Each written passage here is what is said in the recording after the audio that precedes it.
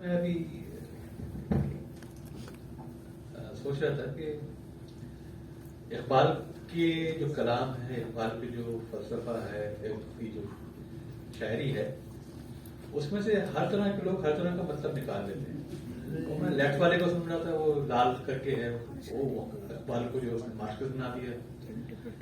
اچھا، کچھ سیدھے ہاتھ والے ہیں، انہوں نے اس کو بالکل مولوی بنا دیا. کچھ درمیانی لوگ ہیں، تو بڑے ورسٹائل قسم کی ایسی شخصیت جس میں ہر ایک لوگ اپنے اپنے معنی نکال سکتے ہیں. اب میں دعوت دیتا ہوں جناب وہاب سوری صاحب کو، فلسفے سے آپ کا تعلق ہے اور بڑی خوش نصیبی ہے میری کہ آج آپ کو سنوں. جناب وہاب سوری صاحب.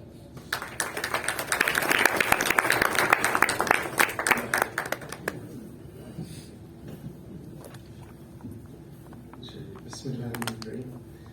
جو علامہ اقبال کے حوالے سے گفتگو کرتے ہوئے ہمیشہ یہ خوف رہتا ہے، کیونکہ علامہ اقبال کے عاشقین کے بیچ میں جو کرٹیکل ایویلویشن وہ کرنا ذرا مشکل لگتا ہے. تو میں جو ہے وہ ایک پرابلم ہے جو کہ اقبالیات کے حوالے سے اسٹیبلشڈ پرابلم ہے، اور جو اقبالیات کے اسٹوڈنٹس ہیں پاکستان میں یا پوری دنیا میں، ان کو یہ پرابلم کنفرنٹ کرنا پڑتا ہے. صرف میں وہ آئیڈینٹیفائی کروں گا. ظاہر ہے کہ جیسے ایک بار جو تھا وہ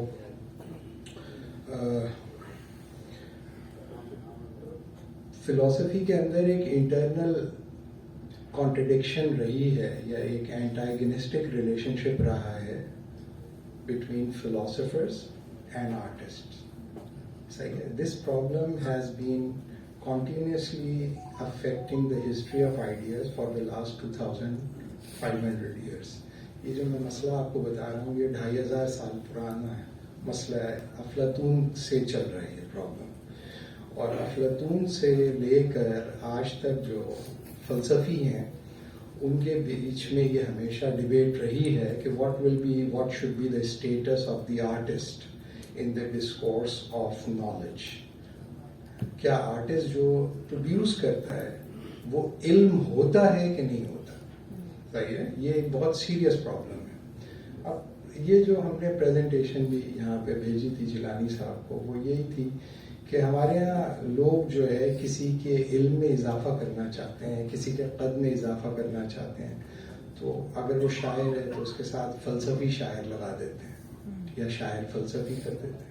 حالانکہ شاعر بھی ایک انڈیپینڈنٹ ڈومین ہے، اپنا پیراڈائم آف انڈرسٹینڈنگ ہے، اس کے اپنے اصول ضوابط ہیں، اس کی اپنی لمیٹیشنز ہیں، اس کے اپنے ویلیوز ہیں اور اس کے اپنے اسلوب ہیں. اسی طریقے سے فلسفیوں کی جو کنونشنل فلسفی کی جو ڈبیٹ ہے، جو کلاسیکل فلسفی ہے یا اسکولاسٹک فلسفی ہے یا ماڈرن فلسفی، پوسٹ ماڈرن کو چھوڑ کر، پوسٹ اسٹرکچرلسٹوں کو چھوڑ کر جو بھی فلسفے کے میجر ڈبیٹ ہیں جنہیں ہم میٹافزیشنز کہتے ہیں، چاہے وہ کلاسیکل ہوں، چاہے وہ اسکولاسٹکس ہوں، چاہے وہ ماڈرن ہوں، ان کے درمیان جو ہے ہمیشہ یہ طے رہا ہے کہ فلسفی کا فنڈامنٹل آبجیکٹو جو ہے وہ نالج کنسرننگ رہا ہے.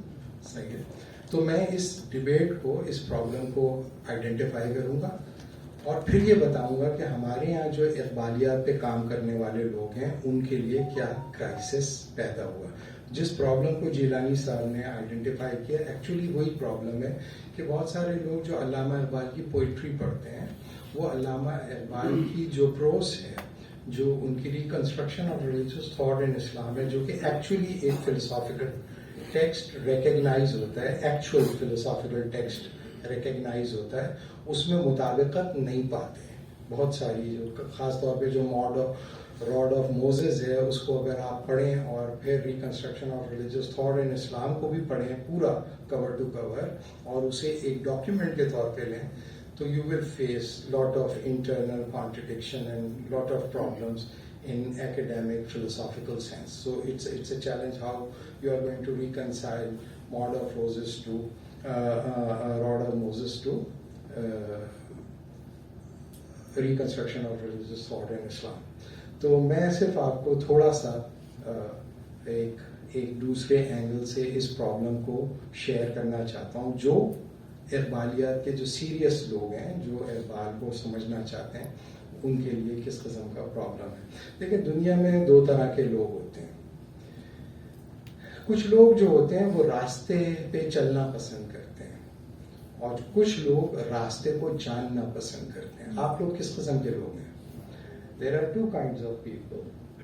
Those who are walking on the path and those who are trying to know the path.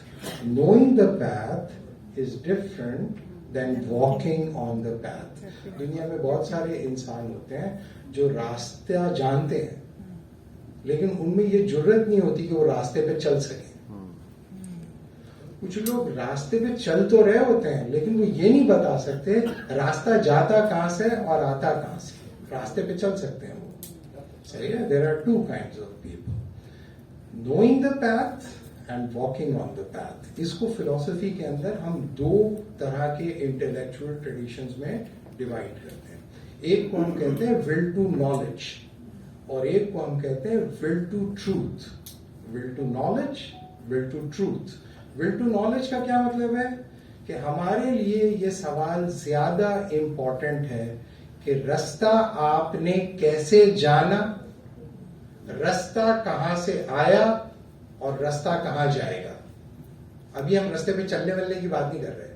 پہلے آپ یہ بتاؤ کہ آپ کو رستہ کیسے پتا چلا, پھر آپ یہ بتاؤ رستہ آیا کہاں سے, اور پھر یہ بتاؤ کہ یہ رستہ جاتا کہاں ہے. یہ جو ڈسکورس ہے یہ کہلاتا ہے will to knowledge. You know the path, and whenever people come to you, you have the guts to make people know that from where this path has been derived and where it leads to and how do I know. یہ تینوں سوال میں جانتا ہوں. میں جانتا ہوں رستہ کہاں سے آئے گا, میں جانتا ہوں رستہ کہاں جائے گا, اور میں یہ بھی جانتا ہوں کہ میں نے یہ کیسے جانا, تبھی میں آپ کو بتا سکتا ہوں. یہ میرا سوال نہیں کہ میں اس رستے پہ چلا یا نہیں چلا. دنیا میں بہت سارے ایسے فلسفی ہوتے ہیں جو رستہ بتا دیتے ہیں لیکن وہ خود چلتے نہیں ہیں اس پہ, اور جو اس رستے پہ چلنے کی جرت رکھتے ہیں وہ اس تھنکر کے لیول کے نہیں ہوتے, لیکن وہ چل کے دکھا دیتے ہیں. صحیح ہے. یہ ہے will to knowledge. Will to knowledge جو ہے وہ ڈسکورس رہا ہے فلسفیوں کا. فلسفیوں کے لیے زیادہ امپورٹنٹ یہ ہوتا ہے کہ آپ یہ جانتے ہیں یا نہیں جانتے کہ یہ رستہ کہاں سے آتا ہے, کہاں جاتا ہے, اور آپ کو کیسے پتا چلا کہ یہ رستہ کہاں سے آتا ہے اور کہاں جاتا ہے. اگر آپ ان تین سوالوں کا جواب نہیں دے سکتے, کوئی فلسفی آپ کی بات نہیں سنے گا. اٹھا کے آپ کے جواب کو, اٹھا کے آپ کی گفتگو کو کچرے کے ڈبے میں پھینک دے گا, بالکل کنسیڈر نہیں کرے گا. مثال کے طور پہ ولیم جیمز جو تھا, پی ایچ ڈی تھیسس اس کو سبمٹ کیا سینتھیانا نے. سینتھیانا اپنے وقت کا بڑا فلسفی ہے. سینتھیانا نے ولیم جیمز پریگمیٹزم کا بڑا فلسفی ہے, پریگمیٹسٹ. اس نے پی ایچ ڈی تھیسس لکھا ولیم جیمز کو. جیمز نے تھیسس کھول کے پیچھے دیکھا ریفرنسز کو, ریفرنس تھے ہی نہیں اس کے اندر. اس نے بند کی اور تھیسس اس کا باہر پھینک دیا کھڑکی سے باہر. اس نے نیچے جا کے اپنا تھیسس اٹھایا, تھیسس کے اوپر لکھا ہوا تھا ٹو اوریجنل ناٹ ایکسپٹڈ, یعنی کہ ٹو اوریجنل. تم نے کوئی ریفرنس ہی نہیں دیا, کہاں سے آ گیا یہ خیال. اسی طرح گرامسچی ہمارے یہاں لیفٹ کے لوگ بہت جانتے ہیں, بہت اس کی باتیں کرتے ہیں. گرامسچی پی ایچ ڈی فیل تھا. گرامسچی کا P H D thesis reject کر دیا تھا. گرامسچی بھی کوئی کمزور آدمی تھا, اس نے کہا ٹھیک ہے ریجیکٹ کر دیا, اور بھاڑ میں جائے, میں نے کرنا ہی نہیں ہے پی ایچ ڈی. اس نے ویسے ہی اپنا نام بنا لیا. اسی طریقے سے ہائیڈگر کا جو بینگ اینڈ ٹائم ہے, جو زائن اور سائٹ اس کی کتاب ہے, اس میں اگر آپ کھول کے دیکھیں گے ایک بھی ریفرنس نہیں ہے. صرف پینسل اور کاغذ سے اس نے ایک ہی گو میں زائن اور سائٹ لکھ دی, لیکن اس کو کسی پیپر نے پبلش نہیں کیا, کسی نے پبلش نہیں کیا. بعد میں وہ کتاب کی شکل میں پبلش ہوا.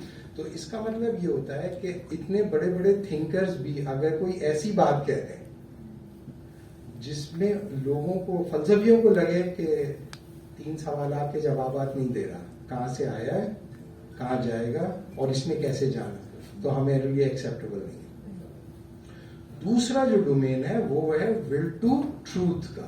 ول ٹو ٹروتھ کے جو لوگ ہوتے ہیں یا ول ٹو ٹروتھ کے جو علم بردار ہیں وہ یہ کہتے ہیں کہ ہم رستے کی تلاش میں نہیں ہیں بھائی, ہم رستہ پیدا کرتے ہیں. We are the creator of the truth. We are not actually in the search of the truth. We are not actually in the discovery of the truth. We are more concerned with the creation of the truth. اور یہ ہوتے ہیں بنیادی طور پر artist. Artist create کرتا ہے خیال کو, منہاج کو, مانویت کو, اور وہ کریٹ کرنے کے بعد یہ نہیں بتاتا کہ یہ کہاں سے آیا ہے. کہاں سے آئے؟ آتے ہیں غیب سے مضامی خیال, غیب سے آگے وہ تو صحیح ہے, اور وہ لوگوں کو میننگ بھی دے دیتا ہے. لوگ اس میں معنویت پاتے ہیں تبھی تو خوش ہوتے ہیں. اس کا مطلب یہ ہوا کہ وہ جو سچائی ہے وہ ایک واردات کی طرح اس کے اوپر طاری ہوتی ہے. واردات ہے, واردات ہوگی کسی پہ بھی واردات, جیسے کسی گھر میں واردات ہوگی, کراچی میں آپ کو پتا اچانک واردات ہوگی, کسی کے ساتھ بھی ہو سکتی ہے واردات. تو واردات ہونے کے بعد آپ یہ نہیں بتا سکتے دوبارہ واردات نہیں ہوگی. دوبارہ بھی ہو سکتی ہے, اور یہ بھی ہو سکتا ہے دوبارہ کبھی واردات ہوئی نہیں, ایک ہی بار ہو جائے. تو اس کا کیا مطلب ہے؟ اس کا مطلب یہ ہے that he knows the truth but he does not know the path.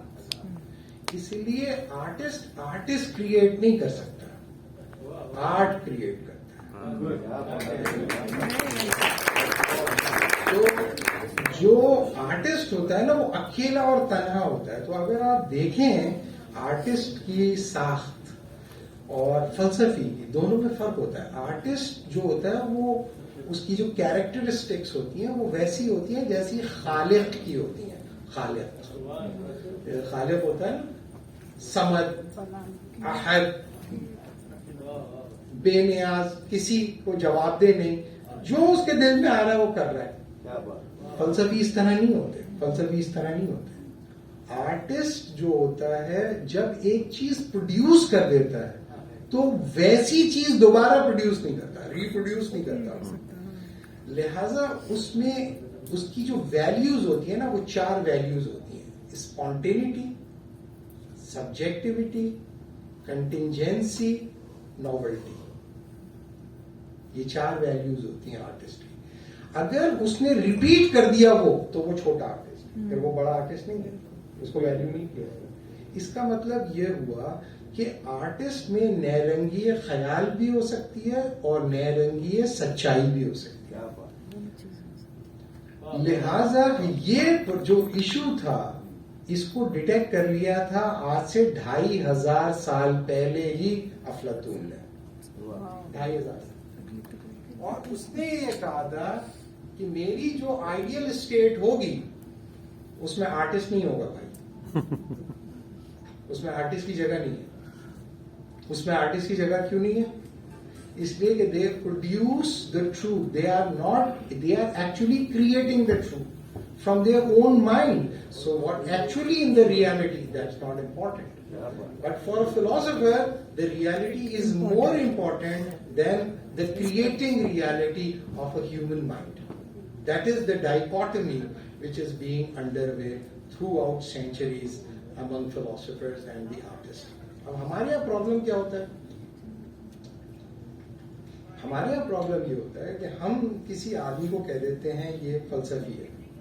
دیکھیں فلسفی جو ہے سچ کو قبول نہیں کرتا جب تک کہ آپ سچ کو دلیل کے طور پہ پیش نہ کریں, اور دلیل کے اندر اس کو اگر ان کانٹرڈکشن نظر آ گئی تو وہ نہ اس کے اوپر رحم کھائے گا نہ اپنے اوپر رحم کھائے گا. تو آپ نے دیکھا ہوگا بہت سارے ایسے فلاسفرز ہیں جن کو ہم کہتے ہیں early Wittgenstein, later Wittgenstein, early Rawls, later Rawls, early Marx, later Marx, تو وہ جب دیکھتا ہے کہ میری تھاٹ میں کوئی گلیئرنگ پرابلم ہے اپنی تھاٹ کو ریجیکٹ کر دیتا ہے, ڈس اون کر دیتا ہے, خود ہی ریجیکٹ کر دیتا ہے, اور دوسرے کو موقع ہی نہیں دیتا. تو وہ اپنی ٹروتھ سے زیادہ اس کی کمٹمنٹ آرگیومنٹ کے اوپر ہوتی ہے. Philosophers are not concerned with the truth. They are concerned with the argument behind the truth. If they identify any flaw in the argument, they are going to compromise the truth. Like this. Reject کر دے گا فوراً. وہ کہے گا بھائی میں نے غلط کیا. یعنی کہ آپ اندازہ لگائیں کہ وٹکنشٹائن نے Tractatus Philosophicus لکھی. PhD thesis ہے اس کا. Tractatus Philosophicus eventually become the Bible of Enlightenment, Bible of Analytical Philosophy تھا وہ. جس طرح بائبل کو پیش کیا جاتا ہے نا Analytical Philosophy میں Tractatus Philosophicus. رسل نے کہا کہ بھائی تم جو ہے کیمبرج میں پڑھاؤ. اس نے کہا کہ میں یونیورسٹی میں نہیں پڑھا سکتا کیونکہ یونیورسٹی کے جو لوگ ہوتے ہیں they have a rotten mind. اب وہ تو تباہ ہو چکے ہیں, ان کو پڑھانے کا کیا فائدہ. لہٰذا میں جا کے کنڈر گارڈن میں پڑھاؤں گا. کنڈر گارڈن میں وہ پڑھا رہا تھا, اس کو جنگ میں بھیج دیا, جنگ عظیم ہو رہی تھی, اس میں پکڑ کے اس کو بھیج دیا. وہاں سے خیر اس نے آگسٹائن کو دوبارہ سے ری وزٹ کیا اور اس نے کہا کہ میں نے ٹریکٹیٹس فلوسافیکس میں جو کلیم کیا تھا سب غلط ہے. جس وقت ٹریکٹیٹس اپنے عروج پہ تھی اس نے اپنی کتاب کو ریجیکٹ کر دیا اور اس نے کہا کہ وہ بالکل غلط ہے, اس کو بالکل پڑھانے کی ضرورت نہیں ہے. اور پھر اس نے انویسٹیگیشن کی اور اپنی ہی تھاٹ کو ریجیکٹ کر دیا. آرٹسٹ یہ نہیں کر سکتا, آرٹسٹ یہ نہیں کرتا کیونکہ آرٹسٹ ٹروتھ کریٹ کرتا چلا جاتا ہے. آپ اس ٹروتھ سے متمتع ہوں نہیں ہو یہ چلتا رہے گا. اب ہمارے پاس 5-10 منٹ ہے. میں ڈینس بات کی, آئی ڈونٹ نو کتنا آپ تک کمیونیکیٹ ہوا, لیکن اس سے زیادہ آپ لوگ یہاں تشریف لائیں تو آپ لوگوں کو یہ پتا چلے کہ علامہ اقبال پہ جو لوگ سیریس کام کر رہے ہیں ان کا چیلنج کیا ہے. علامہ اقبال پہ جو لوگ سیریسلی کام کر رہے ہیں, جو میننگز علامہ اقبال نے پوئٹری میں کریٹ کر دیے ہیں, اگر آپ ان میننگز کا انطباق ان کی ریکنسٹرکشن آف ریلیجیس تھاٹ پہ کریں گے تو آپ پھنس جاؤ. اور ریکنسٹرکشن آف ریلیجیس تھاٹ میں جو سسٹم آف تھاٹ وہ ڈیولپ کر رہے ہیں, اگر آپ نے اس کا انطباق کیا ان کی راڈ آف موزس کے اوپر تو آپ پھنس جاؤ گے. اب اس کو لے کر دو طرح کے چیلنجز ہیں. کچھ لوگ کہتے ہیں دونوں irreconcilable ہیں. نتیجہ یہ ہوا کہ پاکستان میں جو ریلیجیس انٹیلیجنشیا تھا اس نے کہا بھائی ریکنسٹرکشن آف ریلیجیس تھاٹ کے اندر بہت ساری ریلیجیس پوزیشنز کو کمپرومائز کیا گیا, لہٰذا ریکنسٹرکشن کو انہوں نے سائڈ میں ڈال دیا اور انہوں نے اقبال کی پوئٹری کو لے لیا اور اس کے اندر ایک ریولیوشنری, ایک وائبرنٹ, ایک میچو اور جو مین ہے جو مسلمانوں کا ایک ہو سکتا ہے وہ ان میں سے نکلتا ہے اور اس کو وہ استعمال کرتے ہیں. اور اس کو لیکن اگر آپ دیکھیں گے کہ جو سیکولر ہے انٹیلیجنشیا ان کی پوئٹری پہ زیادہ توجہ نہیں دیتی, ان کے ریکنسٹرکشن آف ریلیجیس تھاٹ کو لیتی ہے, اسپرٹ آف اسلامک کلچر اور جو ہے وہ ان کا جو آئیڈیا آف ایگو ہے اور جو ان کا کنسیپشن آف گاڈ ہے and so on and so forth. تو اس کا نتیجہ یہ نکلتا ہے کہ دو ہرمینیوٹیکل پیراڈائمز ہیں. ایک میں وائبرنٹ ریلیجیس آرتھوڈاکس ریولیوشنری مسلم ہے اور دوسری طرف ایک ماڈرن انلائٹنڈ سیکولر انسان ہے جو کہ ریکنسٹرکشن آف ریلیجیس تھاٹ سے نکالا جا سکتا ہے. یہ تو دو پولز اپارٹ ہیں. کچھ لوگ کہتے ہیں نہیں ریکنسائلبل ہے, اس طرح کے بھی بہت سارے لوگ ہیں اور وہ ایک سلیکٹو ایبسٹریکشن کنسٹرکٹ کرتے ہیں دونوں کے بیچ میں. اور اگر آپ پاکستان کے جو انٹلیکچوئل ڈسکورس ہے پچھلے 50 سال کا اس کو آپ ذرا تنقیدی اس کا جائزہ دیں تو آپ دیکھیں گے what actually we are doing for the last 50 years اور so. Either we are trying to provide a modern justification of Islam اور اسلامائزیشن آف ماڈرنٹی. یا تو ہم ماڈرنائزیشن آف اسلام کی کوشش کر رہے ہیں یا اسلامائزیشن آف ماڈرنٹی کی کوشش کر رہے ہیں. دونوں کے اندر reconstruction of religious thought in Islam کو ہی بنیاد بنا کر ڈسکورس کو اسٹیبلش کیا جاتا ہے. تو میں نے ابھی ظاہر ہے کہ دیکھیں ہم علامہ اقبال کے عاشق ہیں, ہم علامہ اقبال کے چمچے نہیں ہیں. تو اس میں مسئلہ یہ ہوتا ہے کہ عشق جو ہوتا ہے ظاہر ہے کہ علامہ اقبال سے ہمیں محبت ہے، لیکن جو تھاٹ ہوتی ہے جو کہ پروز کی صورت میں اس میں اگر کہیں پر کوئی کانٹرڈکشن ہوگی تو اس کو اگنور نہیں کیا جا سکتا ہے، کیونکہ پرفیکٹ ٹیکسٹ جو ہوتا ہے وہ صرف قرآن ہی ہے جو پرفیکٹ ٹیکسٹ ہو سکتا ہے. انسان کا بنایا ہوا ٹیکسٹ میں ہمیشہ ایشوز ہوتے ہیں. پرابلم یہ ہوا ہے کہ علامہ اقبال کی جب پروز کے اوپر کریٹیکل ایویلویشن ہوتی ہے تو لوگ ناراض ہو جاتے ہیں، اور اس کا نتیجہ کیا نکلتا ہے؟ اس کا نتیجہ نکلتا ہے تھاٹ اسٹیگننٹ ہو جاتی ہے، پھر لوگ اس کو آگے نہیں بڑھاتے. دنیا میں ہمیشہ جب بھی کوئی تھاٹ ہوتی ہے اس میں گروتھ اسی وقت ہوتی ہے کہ اس کی جو اسٹرانگ سائڈ ہے اس کو لے لیا جائے اور جو ویک سائڈ ہے اس کو اگنور کر دیا جائے، اور اس کے بعد دوسرا آدمی اس سے تگڑا پیدا ہوتا ہے، and so on and so forth. تو جب ہم بڑے آدمی کے کو سمجھیں گے نہیں، جب تک کہ اس کے چیلنج کو نہیں سمجھیں گے اس وقت تک ہم اس کو صحیح معنوں میں سبسٹینٹیولی اپریشیٹ نہیں کر سکتے. ٹھیک ہے، تھینک یو.